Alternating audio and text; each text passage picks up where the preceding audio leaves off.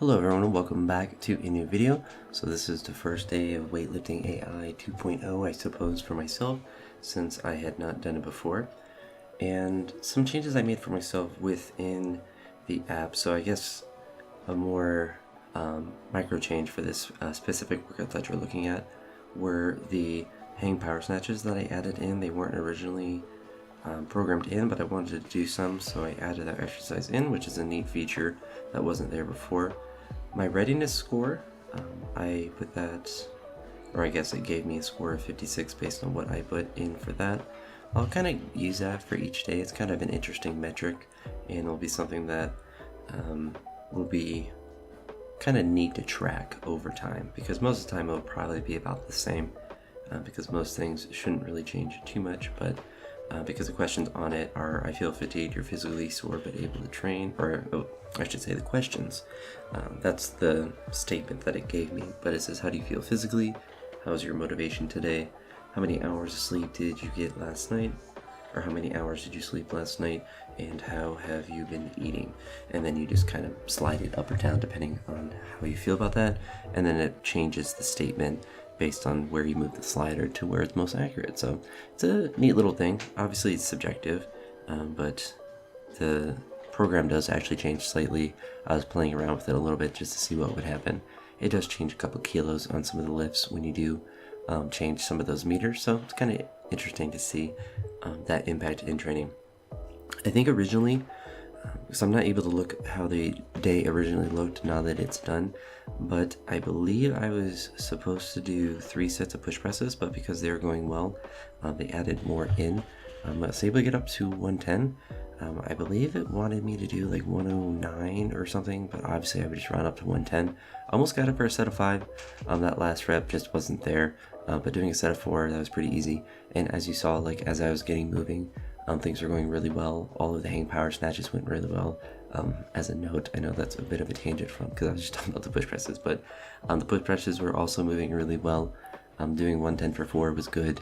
And then the last set, I think it was supposed to be a set of 5 at 105, and I was just kind of gassed at that point. So the after the 3rd rep, I just dropped it, or it was supposed to be a set of 4, I should say. But both of them, that's actually a new thing with it as well. Let me go into the exercise, to where with the 110 and the 105, it had a little plus mark next to the reps, and my assumption is that's like a plus set, like an AMRAP. So you should try to push above those reps if possible, and just wasn't possible for that, but I mean, to get 4 reps with 110 is always good. So that was nice. With the front squats that I did, started at 130. Wanted me to do 128, but who's going to load 128 on the bar? So I started at 130. I don't really like doing reps on the front squat, but they were moving fine. So I put 4 RIR for those, which is just reps in reserve. So it bumped me up to about 135, and then did same, I guess RP or whatever, RIR for that, and then it bumped me up to 140. So the front squats moved pretty easy. Then I had some clean pulls at 160. Those are pretty routine, nothing really crazy to note with those. And kind of the last thing, and you won't see it in the actual recording, but the accessory work, and I probably won't record it most days, but I'll try to talk about it when I am doing these voiceovers. It's kind of awkward to record the accessory work, especially if I'm at the gym. Don't really want to record myself doing pull-ups, kind of odd. But I only did 1 set of pull-ups, and that was just because I haven't done pull-ups in a while. So I didn't want to do the full 3 sets that was originally on there, and I actually changed both of the accessory movements for this workout. I believe the one was supposed to be, or was originally vertical jumps, and I changed that to be pull-ups, and then I actually changed it twice, but the other one was like supinated rows or something, and I changed it to face pulls, but I was kind of running out of time at the gym, and so I changed it to band pull-aparts, which is a pretty equivalent exercise to that. But I want to do a lot of pull-ups. I want to do things like face pulls, because they're just good exercises to do. I also originally had walking lunges on there, but I didn't have enough time to do those. Didn't really want to do them. It just kind of worked out that I also didn't have the time to do them anyway.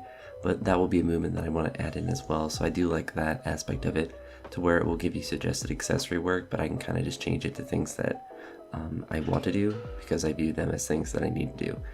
So that will be nice to do as well. I really like how you can just add in a different movement. So like today, how I mentioned at the beginning, there wasn't any snatching. I was able to add that in, and I can add the intensity in as well. So it'll be interesting to see how the program adapts when I add stuff like that in, which I typically won't do. I'll try to stick to the program as much as I can, but I will take advantage of the fact that I can change things like that, which is really nice. And I can also change specific exercises. So like the push press, I could have changed to a couple different things. Same with the front squat. They give you recommendations for things that you can switch to, but you could also just change it to a completely different exercise, which I probably won't do too much, but it'll be nice if there's stuff like block work. If I'm at the gym when I don't have blocks, I can adjust it there. And obviously when it's in the winter, I won't really be doing too much block work at all. So I'll be able to make those kind of adjustments, but excited to get back on it and to see how the program progresses. Like I said, it will be December 31st when it is the end. I believe it's a 9-week training block, and so we'll see where I'm standing at that point. Hopefully, pushing some good numbers, or at least just getting stronger. So I don't know, I'm excited to be back on it. I like the changes that are with it, and it kind of got me back into, it got me back into its good graces based on the updates of the app. So I'm excited to see that, and hopefully I can see a good peak at the end of the 9 weeks. It's a more logical peak, but even if it's not, I'm going to be just training normally and not doing a competition at this point. So I'm not really too worried about that, but that's it for now. Sorry for the bit of black space at the end, but I wanted to get all of my thoughts out. And yeah, that's it. Thanks for watching. If you made it this far, I really appreciate it, and I hope everyone has a great day. Peace.